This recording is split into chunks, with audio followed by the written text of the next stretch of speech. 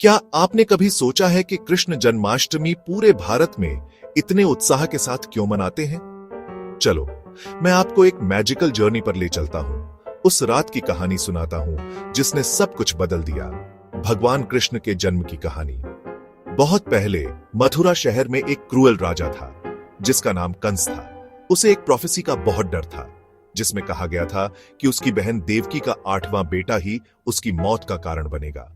इसी डर से उसने देवकी और उसके पति वासुदेव को एक डार्क प्रिजन में बंद कर दिया। हर बार जब कोई बच्चा पैदा होता था, कंस उसे मार देता था, यह सोचकर कि वह अपनी किस्मत से बच जाएगा।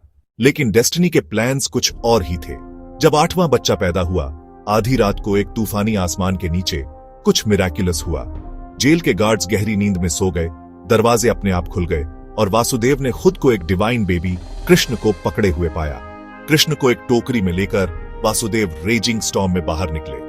यमुना नदी, जो वाइल्ड और ओवरफ्लोइंग थी, उनके लिए रास्ता बनाने के लिए अलग हो गई। यहां तक कि माइटी सर्पेंट शेष नाग भी प्रकट हुए, अपनी हुड फैलाकर इन्फेंट को बारिश से बचाने के लिए। वासुदेव सुरक्षित रूप से गोकुल पहुंचे, जहां उन्होंने कृष्ण को यशोदा और नंद के पास छोड़ दिया और उनकी नवजात बच्ची से बदल दिया। अगली सुबह मथुरा हार्ट ब्रेक के साथ उठा, लेकिन गोकुल में हवा में खुशी भर गई थी। कृष्ण, डिवाइन चाइल्ड, बड़े होकर सभी के जीवन में प्यार, विजडम और मिस्चिफ लाए।